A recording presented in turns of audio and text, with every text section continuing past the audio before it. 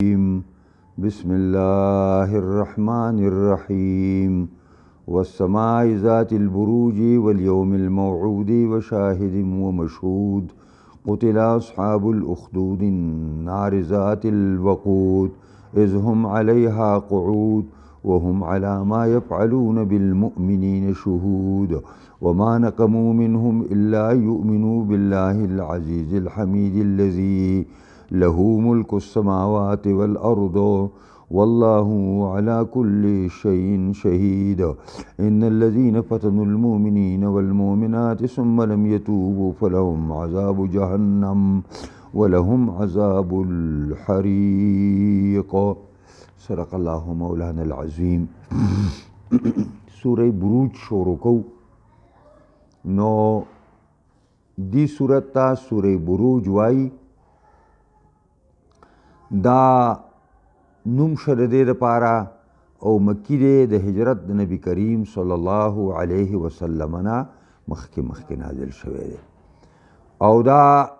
نبی کریم صلی الله علیه وسلم او صحابو ته تسلی ده چې ستاسو نه مخکې تاریخ کې د خپلې عقیدې د تحفظ په لار کې خلکو خپل جانونه مالونه او خپل بچي قربان کړي دي او خلکو د دې عقیدې د تحفظ دپاره اور تمدانګل خدا خپل عقیده بدلول هغوی نه غوښتل. نو دا محور الصورت چې څه ته وایي نو هغه التصحیه لحفظ عقیدة الاسلامیه، بس د خپله قربانی ورکول د خپل جان و مال د خپلې عقیدې اسلامیې دپاره دا د دې محور الصورت دی او دا مرکزی موضوع دا د دې صورت. نو الله رب العزت قسم خوري چې والسماء زما دی قسمی په اسمان باندې ذات البروجی چې دی خاوند برجونو والیوم الموعود او قسم می دی په هغه ورځ وعده کړی شوی باندې وشاهد و مشهود او قسم می دی په هر گواه او په هر گواه کړی شوي باندې. دا الله رب العزت په دې قسم خوري چې قتل اصحاب الاخدود النار ذات الوقود، هلاک دي شي ملعون دي شي خاوندان د کندو چې هغه اورو خاوند خشاک او خاوند ډکو د لرګو. اذ هم علیها قعود، هغه وخت چې او دا ظالمان د دې کندو د اور په غاړه باندې وهم علی ما یفعلون بالمؤمنین شهود، او دوی په هغې چې کولی په مؤمنانو باندې د کم جور او ظلم نه شهود حاضر په کرسو ورته ناستو. وما نقموا منهم، معیب نه ګاڼه د کفارو ظالمانو منهم د مؤمنانو نه الا یؤمنوا بالله العزیز الحمید، مگر دا خبره چې دوی ایمان راوړی او په الله زوره ورستایلی شوي باندې الذي هغه ذات له ملک السماوات والارض چې د هغه دپاره حکومت د اسمانونو د ځمکو دی. والله علی کل شیء شهید، الله په هر څه باندې ګواه دی. دا د تفسیرونو کې هم دا واقعه ذکر ده او امام ترمیزی هم ذکر کړی ده او ډیره مفصله امام مسلم ذکر کړی په خپل صحیح کې. دا واقعات څه دا کندې څه وي نو وایي چې دا یو ظالم بادشاه بت پرست او بېدینه هغه یو ساحر ساتلی و چې د هغه ساحر په وجه باندې دغه د خپل حکومتونو تحفظ به هغوی کو. هغه ساحر او جادوګر بوډا شو، نو چې کله هغه بوډا شو نو هغه وویل چې ته پر خپل مملکت کې یو زیرک او ذهین هلک وګوره او ما ته حواله کړه، زه سپینګیری یم چې زه هغه ته د خپل علم ورکمه او دا د سحر علم ورته وښایم چې ستاسو آینده بیا په دې باندې تحفظ به کوئ خپل. نو بادشاه یې وکته یو زیرک او ذهین هلک وکوته هغه ته ویل چې ته به ځې او د دې ساحر شاګردي به کوې. هلک به د ساحر هغه ځای ته ته سحر به یې زده کو. په دې لار کې یو راهب دی او د هغه زمانې راهبان هغه په خپل دین باندې درست او برابر وو. دا هغه به درس کو د آسماني کتابو. دا هلک به کله کله ورستون شو بیا یې وله خوند ورکړه. بهرحال ډېر څه د ساحر نه هم زده کړي دي او ډېر څه د راهب نه هم زده کړه. دی په دې خبره کې دی چې دا به معلومومه چې د کوم استاد دا سبق ډېر مؤثر دی او د کوم استاد سبق د کار دی. نو په لاره باندې یو ورځ را روان دی او یو اژدها زمری دی یا بل یو خطرناک حیوان راغلی او په لار کې ولاړ دی او خلک هغه طرف ته هم بند دی او دې طرف ته هم بند دی او لار هغه بنده کړې ده. هلک ویلې چې نن به معلومات کومه. کاڼې راواخیستو الله ته دعا وکړه چې الله که دا راهب حقي نو زما په لاس باندې دا اژدها او دا لویه بلا دا ختمه کړي. بس هغه دا دعا وکړل او کاڼې راواخیستو چې تاو شو ویشته هغه کاڼي د لګېدلو څخه هغه شی خدای مړ کړ او لار کولاو شوه. خلکو تعجب وکړو چې هلکه دا وړوکی خو ناشنا وړوکی دی او د کې ډېر ناشنا معلومیږي چې د کې ناشنا کارونه هم شته دی. بهرحال یو ړوند هغه خواته رانږدې شو او ورته ویل چې ما ته دعا وکړه چې زما دا سترګې خدای روغې کړي.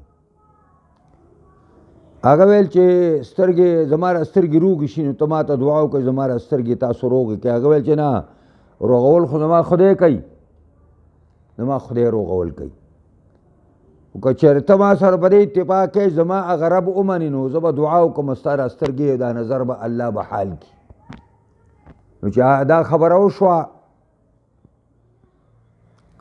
نو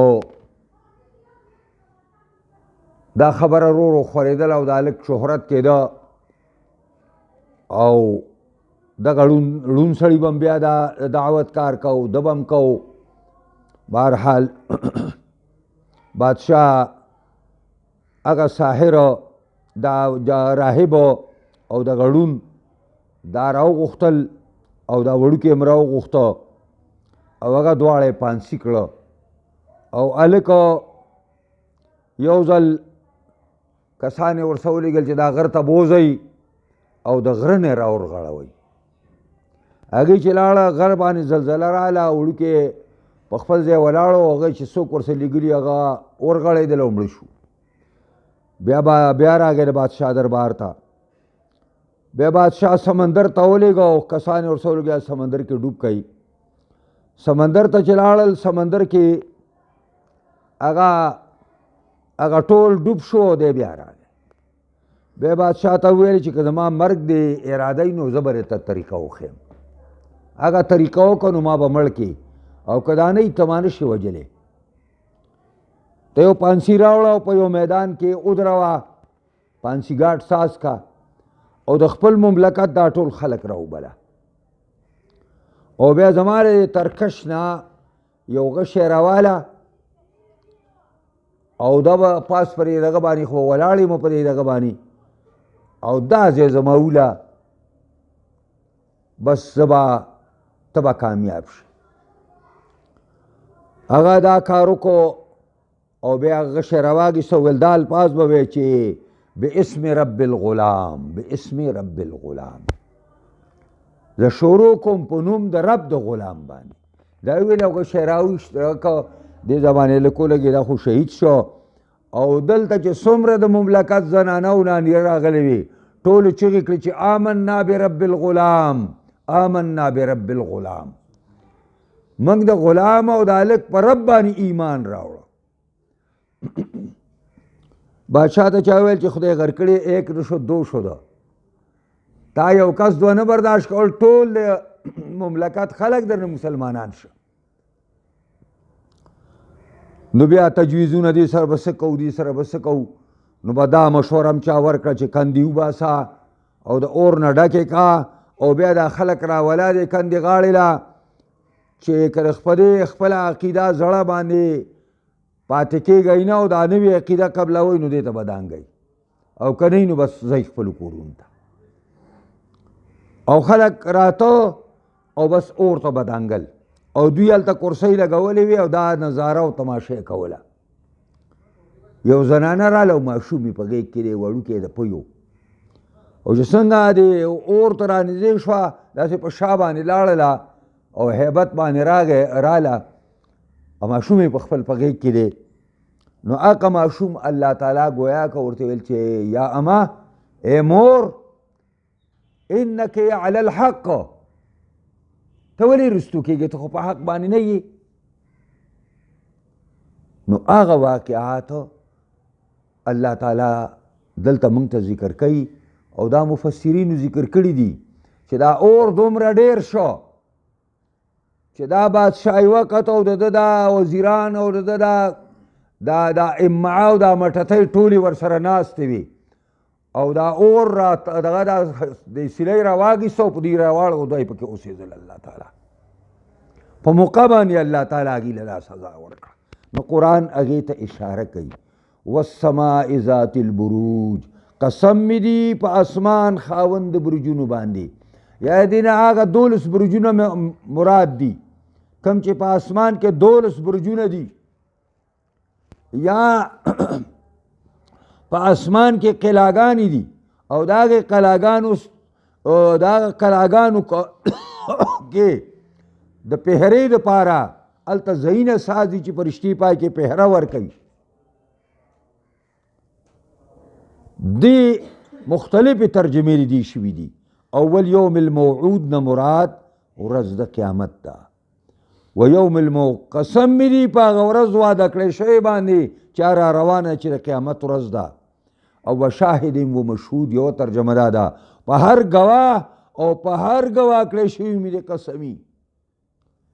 نو ګواه نه مراد 1,24,000 پیغمبران هم دي او د مشهود نه مراد د هغې امتونه هم دي د شاهد نه د جمعې ورځ هم اخیستې شوې ده او د مشهود نه د عرفې ورځ هم اخیستې شوې ده قسم مې دي په هغه ورځ حاضرېدونکي باندې هر ښار د مؤمنانو ته چې د مؤمنانو په هر ښار کې د جمعې ورځ راځي او په هغه ورځ مې قسم چې خلک به ورته راټولېدی شي چې هغه ورځ د عرفې ده ځکه چې په عرفات کې ټول هلته راټولېږي قتل اصحاب الاخدود او دی وجلی شي خاوندان د کندو خاوندان د خندقونو ملعون دي شي دا اخدود څه دي النار اور دی دا بدل دی د هغې نه ذات الوقود چې دی خاوند ډکو او دا خاوند خشاک دی اذ هم علیها قعود هغه وخت چې دا ظالم بادشاه او د ده کابینه او کیبینټه علیها قعود په دې اور باندې ناستو د دې اور خواته په کرسو باندې ناستو او سیل کوو وهم علی ما یفعلون بالمؤمنین او دا کفار په هغې باندې چې کوم ظلم و ستم کو په مؤمنانو باندې شهود یعنی مانا حاضرو وما نقموا منهم بد نه ګاڼه د کفارو د دې مؤمنانو نه الا یؤمنوا بالله العزیز الحمید مگر صرف دا خبره چې دوی ایمان راوړی په الله زورور ستایلی شوي باندې دا خو عیب نه دی که نه په یو خدای ایمان ساتل خدا د مدح قابل دی دا د ضم نه دی خو کفارو په نسبانې دا ډېره لویه دغه خبره ده الذي هغه ذات له ملک السماوات والارض چې د هغه دپاره اختیارات د اسمانونو د ځمکو دي او دا الله په هر څه باندې ګواه دی دا یو نمونه موږ ته پیش کړله نن د جناب محمد رسول الله صلی الله علیه وسلم دشمنان عیسیان یهودیان هندوان او دهریان په شریکه باندې د رسول الله صلی الله علیه وسلم هتک کوي بېزتي کوي د دې مقصد واحد دا دی چې که اسلام ختمول هغې په دې نتیجه رسېدلي دي چې د اسلام د ختمولو واحده لار ده چې جناب محمد رسول الله صاحب بدنام کوي خلکو ته بدنام کوي او د یو بدنام په شکل باندې خلکو ته ښکاره کوي. دا فرانس کې دغه خبیث د فرانس خبیث صدر چې هغه څه وکړو چې هغې خاکې سازي کړي دي او په خپلو چوکونو کې یې ودرولي دي. د رسول الله صلی الله علیه وسلم د بېعزتۍ او دغه ترکو دا یو الله دې ولا تحفظ ورکي دقه یو د مسلمانانو لیډر دی چې هغې خپل سفیر هم ترې راوغوښته او تعلقات یې ولا کټ کړه او چې څومره اساسي د هغې سامانونه دي تجارتي هغه یې مس کړه او خراب یې کړه ویې غورځول. زموږ دا هم څه زاګه ماګه شوي دي خو خدای دې ورله توفیق ورکړي چې پر خپل پیغمبر باندې غیرت وکړي. مونږ خو پخوا په دې باندې به جړل. شاه انور شاه کشمیري رحمت الله علیه یو کتاب لیکلی و اکفار الملحدین د هغې نوم دی چې دې قادیانانو به عیسی علیه السلام ته کنځلې کولې. نو هغه په هغه زمانه کې کتاب ولیکه او په هغې کې عربۍ کې کتاب دی او دا اشعارو کې شاه انور شاه کشمیري رحمت الله علیه دا فرمایلی دي چې یا عباد الله قوموا وقوموا، اے د الله بندگانو راپاسئ او درست شئ او برابر شئ.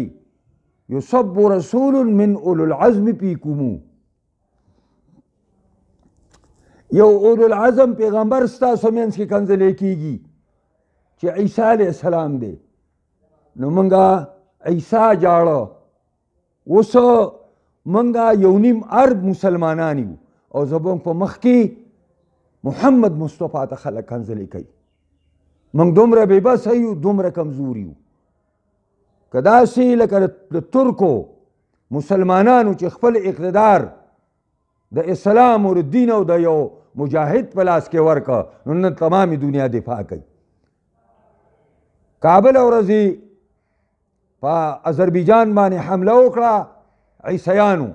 نو هماغه سړي پوځونه لاړل او چې کومې پخوا د هغې نه عیسې قبضې کړی وې هغې هم ترې واخیستلو، ټول یې ترې واخیستلو، په شا یې وتنبول او ورک یې کړل. بس دقسې که مسلمانان د دنیا په خپل خپل ملک کې د نیکانو صالحانو په لاس کې د پیغمبر د عاشقانو او محبانو په لاس کې د دې ملکونو واګې ورکړي، نو 80 ملکونه یې نن د مسلمانانو. زما دې په خدای قسمي که د محمد مصطفی په باره کې څوک یو کلمه هم بیا ووایي، خو مسلمانان بیکاره شوي. ټول د دنیا هوس دی، د دنیا دپاره منډې دي، که مولیان حضرات دي، که تبلیغیان حضرات دي او که نه دا نور ځان ته خلک وایي، ټول به د دنیا په دې هوس کې روان دي او د هغه چا چاپلوسي او د هغه چا چې کوم نه ماتاتي کوي چې چا په لاس کې اختیارات او ډالري دي او په دې پسې ورک دي. خدای غر کړو د هر څه دلته پاتې کېږي، 2 لاس او 2 خپې به ځئ د الله مخې ته. او چې نن په پیغمبر غیرت ونه کوي، داسې بې غیرته امتي به جنت ته نشي تللی. بیا الله د رب العزت دې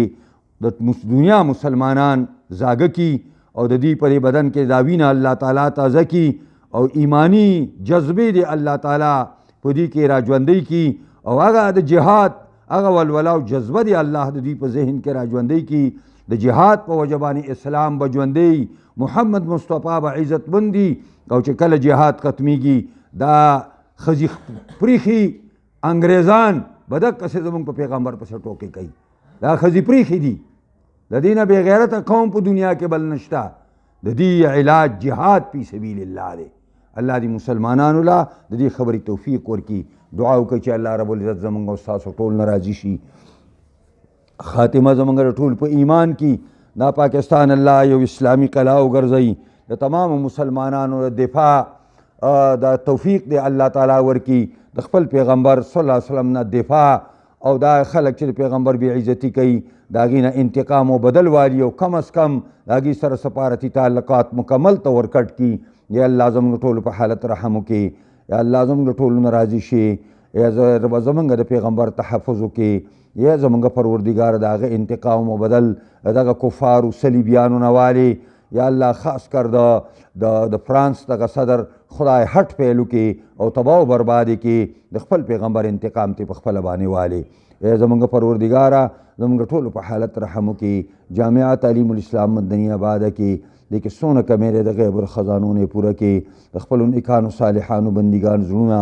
د آبادولو چلولو قرض خلاصولو ته راواړې، دې قرضونو د ذاتي قرضونو نه ربه موږ خلاص کړي. ای زموږ ربه څونه د مسلمانانو مردگان دي، زنانه نارینه مشران کشران ټول وبخې، څونه د مسلمانانو بیماران دي ټول ته شفا کامل عاجله ورکړي. دنیا په مختلفو حصو کې مسلمانان د صلیبیانو، کافرانو، یهودیانو، هندوانو او دهریانو د لاسه په عذاب کې دي، الله د دې تحفظ هغې له ورکړي، د هغې د جان و مال حفاظت وکړي، او کوم کفار او بېدینه فحاشان عریانان چې مسلمانان باندې ظلم کوي الله تعالی د هغې جړ او بنیاد وباسي. اللهم ربنا آتنا فی الدنیا حسنه وفي الآخرة